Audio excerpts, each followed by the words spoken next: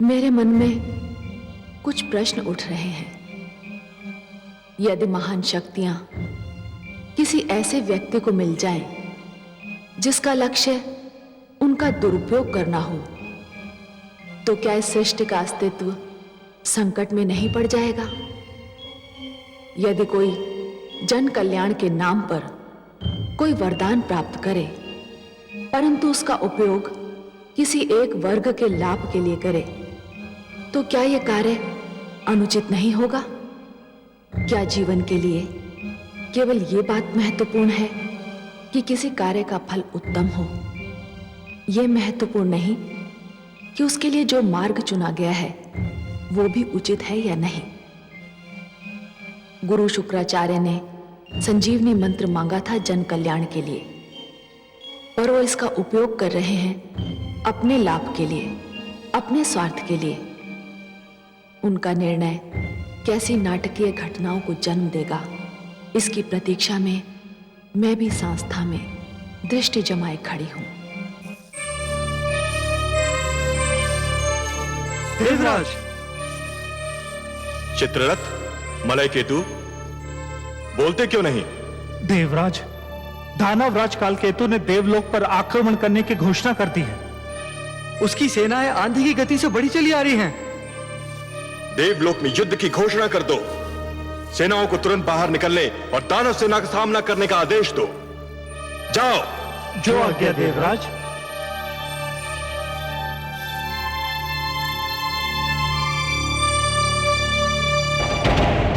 मेरे लिए ये युद्ध अपने दानव शिष्यों को दिए गए वचन को निभाने का अवसर है।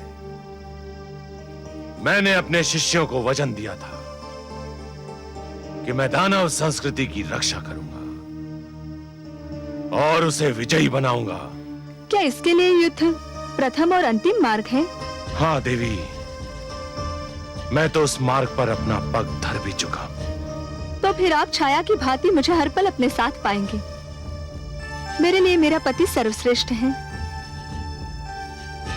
मैं आपकी धर्म पत्नी हूँ स्वामी। जीवन में कोई और नाता, कोई और संबंध यदि महत्व भी रखता है तो इस नाते के बाद रखता है। आप जाइए, जब तक आप लौट कर नहीं आएंगे मैं आपकी विजय की प्रार्थना करती रहूंगी।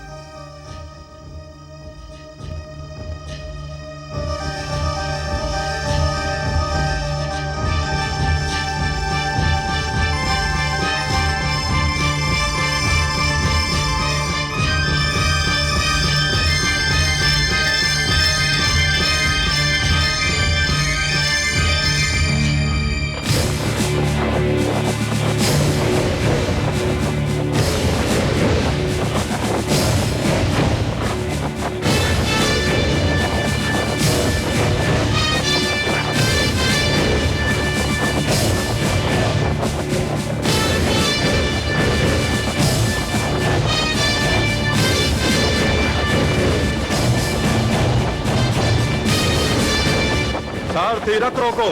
रुको सारथी।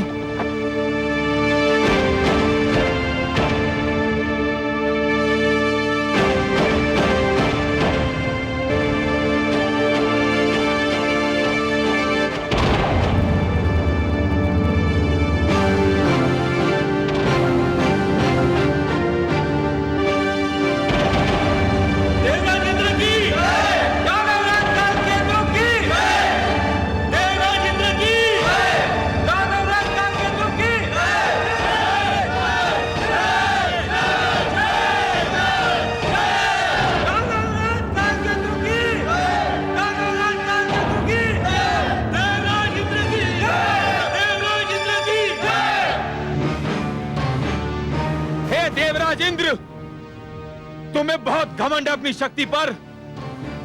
आज का दिन तुम्हारे घमंड का अंतिम दिन होगा। आज हम अपनी पराजय और अपने अपमान का प्रतिशोध लेने आए हैं। चलो युद्ध आरंभ करो। आक्रमण तुमने किया है दानवराज कालकेतु, तुमने, हमने नहीं। हम तो अपनी सुरक्षा के लिए लड़ेंगे। युद्ध तुम आरंभ करो, तुम। कायर, ये क्यों नहीं कहते कि तुम में युद्ध और आक्रमण करने का साहस नहीं रह गया है? हम तुम्हें युद्ध में पहल करने का निमंत्रण दे रहे हैं। और तुम पीछे हट रहे हो। चलो आक्रमण करो।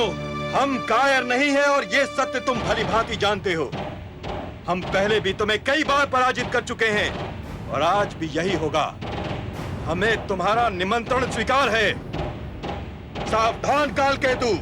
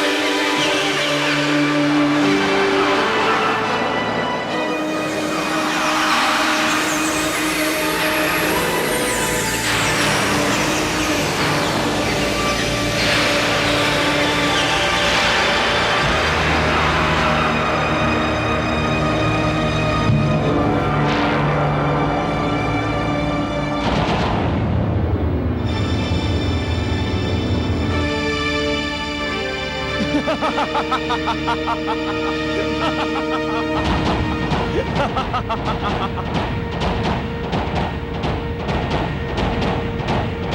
तक तुमने प्रहार किया है, अब हमारी बारी है। सावधान!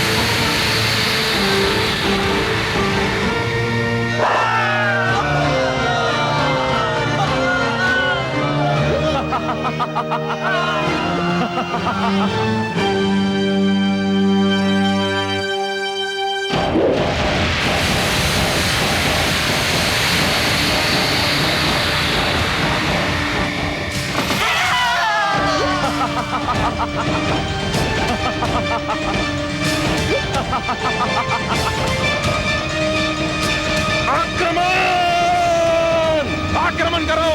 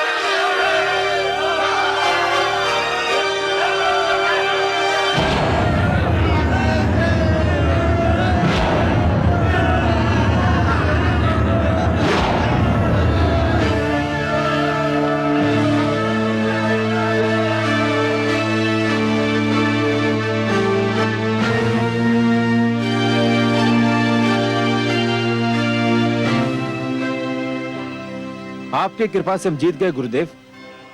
तुमने पहली बार हमें गुरु दक्षिणा दी है काल केतु। ये भेंट स्वीकार कीजिए गुरुदेव, ये इंद्र का वज्र है।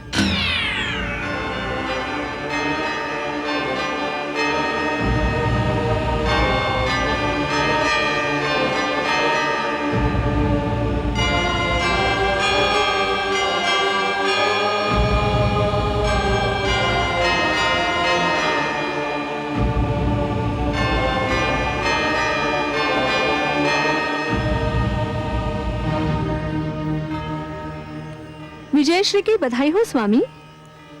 हमारी विजय आपके पिता की पराजय भी तो है देवी। आपको अपने पिता की पराजय का दुख तो नहीं? मैं जिस संस्कृति में पली बड़ी हूँ स्वामी, उसकी रीति ये है कि जब कन्या किसी को अपना पति स्वीकार करती है तो उसके साथ साथ उसके दुख, सुख, हर शोक को भी अपने गले लगा लेती है। और जब किसी के गले में वरमाला डालती है तो उसी माला के साथ अपनी इच्छाओं, अभिलाषाओं को भी समर्पित कर देती है। फिर भी पिता की पराजय का दुख तो स्वाभाविक है देवी। मैं अब किसी पिता की पुत्री नहीं, अपने स्वामी की अर्धांगिनी हूँ। हमारी संस्कृति में पाणी ग्रहण केवल शारीरिक मिलन नहीं होता, आत्माओं का मिलन भी होता है। युद्ध में आपकी विजय मेरे लिए गर्व की बात है। मेरी ओर से देवताओं की सेना पर विजय की हार्दिक बधाई स्वीकार करें। विजय हमें केवल देव सेना पर नहीं मिली है देवी, हमने मृत्यु पर भी विजय पा ली है। अब दानव लोक के लिए मृत्यु का अंत हो चुका है। हे सर्वेश्वर, क्या वास्तव में मृत्यु का सदा के लिए अंत हो जाएगा? नहीं महादेवी, जीवन और मृत्यु तो एक दूसरे के लिए अनिवार्य है। यदि मृत्यु का अंत हो गया तो जीवन के सौंदर्य का भी अंत हो जाएगा। जीवन इसी कारण तो सुंदर और मूल्यवान लगता है देवी कि एक दिन उसका अंत होना है। यदि केवल दिन ही छाया रहे और रात्रि ना आए तो नेत्र जागते जागते और सूर्य अपना प्रकाश बांटते बांटते थक जाएं। यदि मृत्यु ना आए तो प्राणी कदाचित जीवन से ऊब जाए देवी। परंतु दैत्य गुरु शुक्राचार्य तो कह रहे हैं कि उन्होंने मृत्यु पर विजय पा ली है। किसकी मृत्यु पर महादेवी? वो दानवों को पुनः जीवन अवश्य दे सकते हैं, परंतु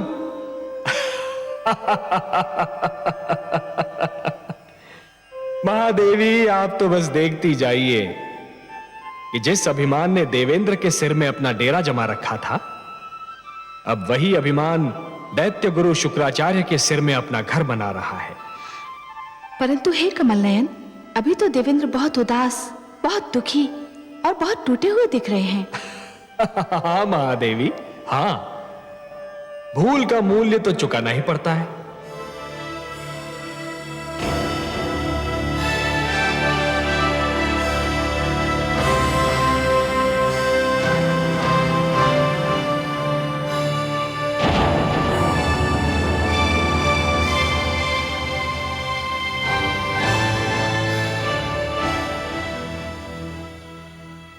जो हुआ वो मेरी और केवल मेरी भूल का परिणाम था।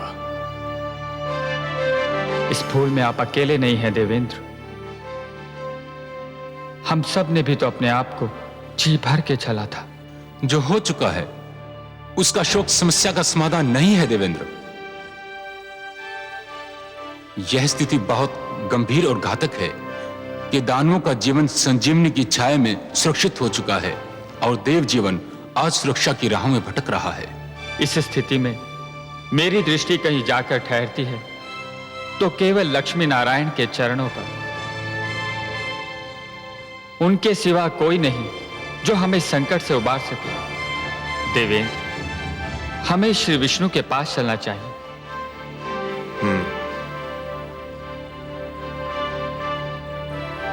अब उनके अतिरिक्त और कौन आश्रय दे सकता है? उनके अतिरिक्त कौन रक्षा कर सकता है?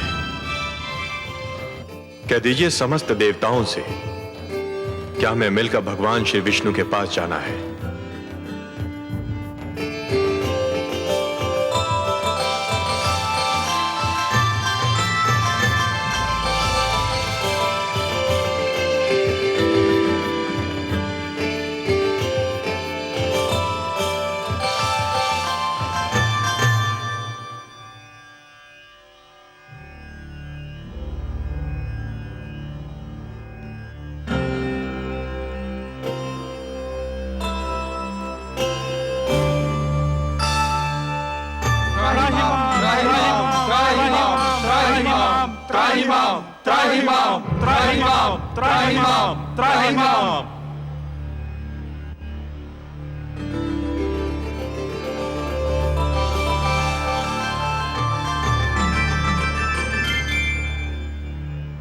हे देवेश्वर, हम पराजित हुए। हमारी सेना के अगणित सेनानी वीर गति को प्राप्त हुए। हमारा सिर लज्जा से झुक गया। आपके अतिरिक्त और कोई नहीं जो हमारी रक्षा करे, हमारे दुख का निवारण करे। हे परमेश्वर, हमारी सहायता कीजिए। हे नारायण, दैत्य गुरु शुक्राचार्य ने भगवान शिव से संजीवनी मंत्र क्या प्राप्त किया? हमारे सिरों पर मृत्यु और पराजय का वज्र आ गिरा। हे लक्ष्मीपति, यदि दानव मरते हैं तो दैत्य गुरु उन्हें फिर से जीवित कर देते हैं, और जब देवता मरते हैं तो उनका सदा के लिए अंत हो जाता है। हे सर्वशक्तिमान, यही दशा रही तो देवता घटते जाएंगे, दानव बढ़ते जाएंगे, और एक दिन देवलोक पर दानवों का आधिपत्य हो जाएगा। देव संस्कृति गिर जाएगी तो मानव संस्कृति भी गिर जाएगी। जब हम संजीवनी मंत्र से सुरक्षित नहीं, तो मानव तो और भी दुर्बल है। हमें संजीवनी मंत्र से बचाइए प्रभु, हमारी सहायता कीजिए। संजीवनी मंत्र का केवल एक उत्तर है, अमृत। अमृत? अमृत? अमृत वो है जो पीने वाले को अमर बना देता है। मृत्यु उसे छू नहीं सकती। परंतु हे लक्ष्मी नारायण, अमृत हमें कहां मिलेगा, कैसे मिलेगा? देवेंद्र, अमृत आपको समुद्र से मिलेगा, सागर का मंथन करने से मिलेगा। अमृत? परंतु हे जगदीश्वर, हमें तो अमृत के विषय में कुछ भी ज्ञान नहीं।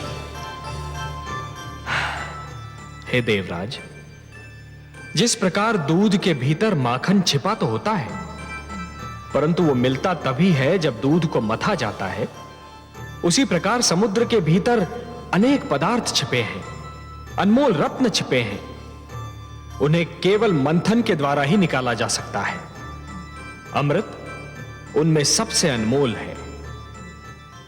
सत्य तो यह है देवगण कि मंथन मथने और खंगालने की उस क्रिया का नाम है जिसके द्वारा स्वयं के भीतरी गुणों और अवगुणों की खोज की जाती है। मानव यह मंथन प्रतिदिन करता है। वो प्रतिदिन स्वयं को मथता है, खंगालता है और स्वयं के भीतरी गुणों और अवगुणों को बाहर निकालता है।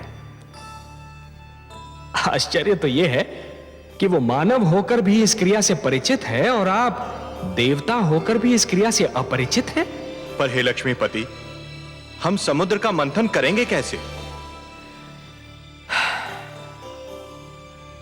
मंथन मथानी और डोरी की सहायता से किया जाता है।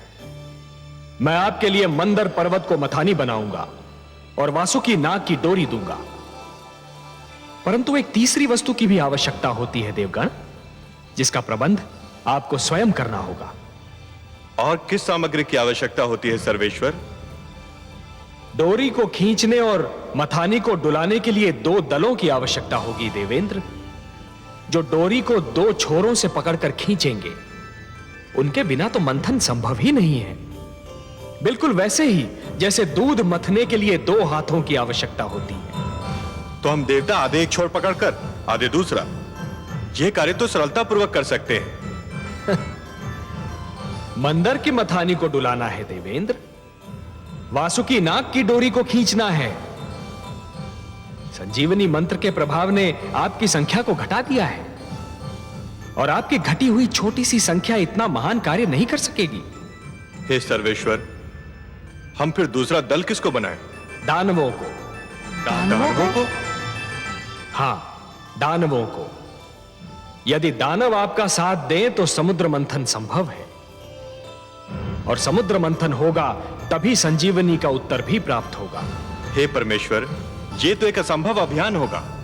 सर्वप्रथम तो दानव हमारी बात सुनेंगे ही नहीं, और यदि सुन भी ले तो मानेंगे नहीं। हे कृपा निधान, दानवों को तो अमृत की आवश्यकता भी नहीं, जिसके लिए वो हमसे सहयोग करें। उनके गुरु के पास तो संजीवनी मंत्र की शक्ति है, उन्हें तो यूं भी मृत्यु से मुक्ति मिल चुकी है। हे दीनदयाल, यदि दानव मान भी गए तो दैत्य गुरु शुक्राचार्य उन्हें कभी हमसे सहयोग की अनुमति नहीं देंगे। निस्संदेह नहीं देंगे, और यही तो आप सबके विवेक और बुद्धि की परीक्षा होगी देवगण। आपको दैत्य गुरु शुक्राचार्य को भी अपने तर्क से संतुष्ट करना होगा। पर हे देवेश्वर, उनके आगे हम क्या तर्क रखेंगे? देवेंद्र, आप दैत्य गुरु शुक्राचार्य को यह समझाएंगे कि संजीवनी मंत्र मृत्यु का मात्र क्षणिक उपचार है। संजीवनी जीवन की एक ऐसी कुंजी है जो खो भी सकती है, जो टूट भी सकती है, परंतु अमृत मृत्यु का स्थायी उपचार है। अमृत पान करने वाला मृत्यु पर सदा के लिए विजय प्राप्त कर लेता है। परंतु हे नारायण, इसका अर्थ तो यह हुआ कि हमें दानवों के पास सिर झुकाकर जाना होगा, उनसे सहयोग और सहायता की भिक्षा मांगनी होगी। क्या यह समस्त देवलोक का अपमान नहीं होगा? क्या अपमान में अब भी कोई कमी रह गई है देवराज? शब्दों के जाल में मत उलझिए देवेंद्र, शब्दों के जाल में मत उलझिए। आंधी आए तो आंखें फाड़कर पथ पर आगे बढ़ते रहना कोई बुद्धिमत्ता नहीं है। ऐसे में बुद्धिमत्ता तो वो है कि नेत्र मूंद कर बैठा जाए और आंधी के निकल जाने की प्रतीक्षा की जाए। शस्त्रधारी शत्रु से निहत्थे लड़ना यह कोई वीरता नहीं है देवगण, यह तो आत्महत्या है। ऐसे में वीरता तो यह है कि शत्रु को शांत रखा जाए, यदि आवश्यकता पड़े तो उसकी प्रशंसा भी की जाए और उससे लड़ने के लिए शक्ति जुटाई जाए।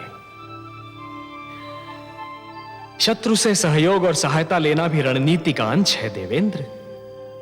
एक प्रश्न अभी रह गया सर्वेश्वर। वो भी पूछ लीजिए। यदि दानवों ने सहयोग देने के लिए यह मांग की कि अमृत उन्हें भी दिया जाए, तब क्या होगा? संजीवनी के साथ अमृत भी उन्हें मिल गया तो उनकी शक्ति दुगनी हो जाएगी। असंभव, असंभव देवेंद्र, असंभव। समुद्र मंथन से अनेक पदार्थ निकलेंगे, अनेक सामग्रियां निकलेंगी, अनमोल रत्न निकलेंगे, उन सब का बंटवारा संभव है, परंतु अमृत पर केवल देवताओं का अधिकार होगा। उसकी एक बूंद पर भी दानवों का अधिकार नहीं होगा। अब यह कैसे होता है, यह देखना मेरा कार्य। यदि दानवों ने अमृत मांगा तो मैं स्वयं बीच में आऊंगा। हे त्रिलोकीनाथ, आप संकट नाशक हैं, तारनहार हैं, हमारे नायक हैं। आपने इस निराशा में आशा का दीप जला दिया। हमें अनुमति दीजिए जगदीश्वर। आपका और माता लक्ष्मी का आशीर्वाद हमारे साथ रहा तो हम अवश्य अपने अभियान में सफल होंगे। हम शीघ्र ही लौटकर दानवों का सहयोग मिलने का समाचार आपको सुनाएंगे। शुभस्य शीघ्रम।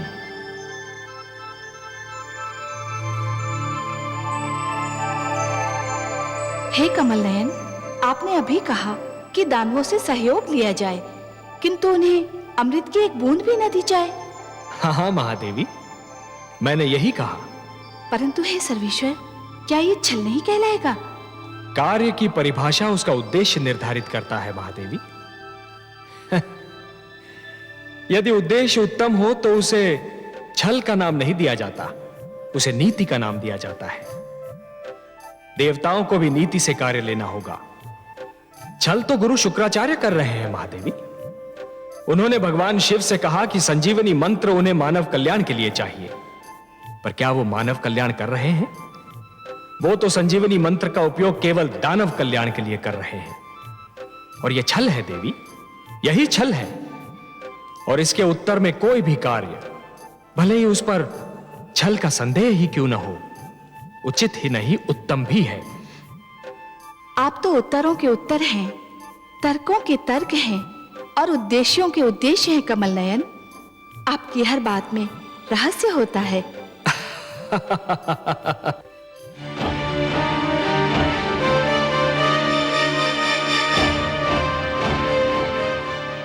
दानवराज की जय हो।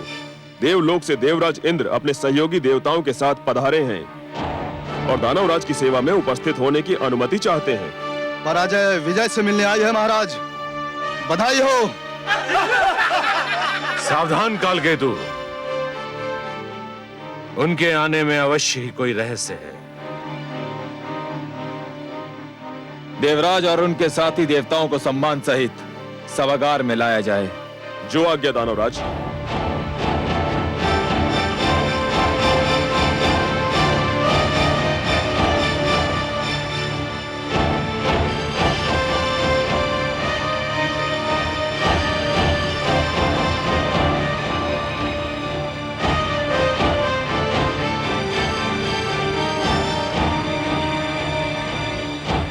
प्रणाम दैत्यगुरु शुक्राचार्य।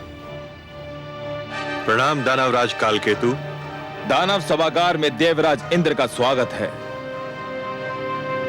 कदाचित यह पहला अवसर है जब देवराज और अन्य देवताओं ने अपने चरणों की धूल से दानव सभागार को पावन किया है। आप सत्य कह रहे हैं महाराज, नहीं तो हम इस योग्य कहां थे, कितने महान व्यक्तियों के दर्शन पाते। ये ना भूलिए महाराज कालकेतु कि हम में वैर के अतिरिक्त भी एक नाता है। उस नाते को भी स्पष्ट कर दीजिए देवराज। हम और आप अलग अलग माताओं के किंतु एक ही पिता की संतानें हैं।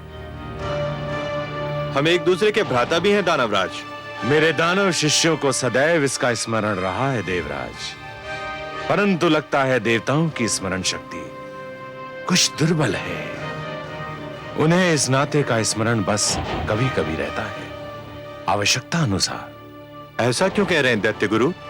ऐसा इसलिए कह रहा हूं देवराज, यदि देवताओं को यह नाता स्मरण रहता तो आपके प्रिय भगवान विष्णु को हयग्रीव का वध करते समय थोड़ा संकोच अवश्य होता, परंतु उन्होंने मेरे शिष्य हयग्रीव को बड़ी निर्ममता से मार डाला। बीती बातों का स्मरण सर्प निकल जाने के उपरांत लकीर पीटने के समान होता है दैत्य गुरु। हम बीती बातें भुला देने के उद्देश्य से ही आप सबकी सेवा में उपस्थित हुए हैं। परंतु हम तो नहीं बोल सकते कि हयग्रीव अब जीवित नहीं है। हयग्रीव जीवित रहता यदि उस समय आपके पास संजीवनी मंत्र होता, या हम सबके पास वो होता जिसे प्राप्त करने का प्रस्ताव लेकर हम यहां आए हैं। क्या प्राप्त करने का प्रस्ताव लेकर आए हैं देवराज? मैं अमृत प्राप्त करने का प्रस्ताव लेकर आया हूं दानवराज। अमृत? अमृत? अमृत? अमृत? हाँ अमृत, परंतु उसे प्राप्त करने के लिए हम में और आप में सहयोग और समझौता आवश्यक है। सहयोग, समझौता। जल अग्नि से समझौता करने आया है, मृग सिंह से सहयोग चाहता है। ये कैसी अनोखी बात कर रहे हैं आप देवराज इंद्र? और ये अमृत है किस वस्तु का नाम? अमृत वो अनमोल वस्तु है जिसे पीकर हम सब मृत्यु पर विजय पा सकते हैं। जिसको पीने वाला अमर हो जाता है, मृत्यु उसके निकट भी नहीं आ सकती। मृत्यु तो यूं भी मेरे शिष्यों के निकट नहीं आ सकती है देवराज, आ भी जाए तो उल्टे पांव लौट जाती है। आप भूल रहे हैं कि मेरे पास संजीवनी मंत्र है। दैत्य गुरु शुक्राचार्य, आप महान विद्वान हैं, महाज्ञानी हैं। संजीवनी मंत्र ने आपको इतना शक्तिशाली बना दिया है कि कोई आपके समक्ष सिर नहीं उठा सकता। फिर भी क्या मैं आपसे एक बात पूछ सकता हूं? अवश्य पूछिए देवराज, मैं आपको निराश नहीं करूंगा। यह सत्य है कि संजीवनी मंत्र के कारण दानव मृत्यु के भय से मुक्त हो चुके हैं। उन्हें मृत्यु आ भी जाए तो आप उन्हें पुनर्जीवन प्रदान कर देंगे, परंतु यदि आपको कुछ हो गया तब क्या होगा दैत्य गुरु?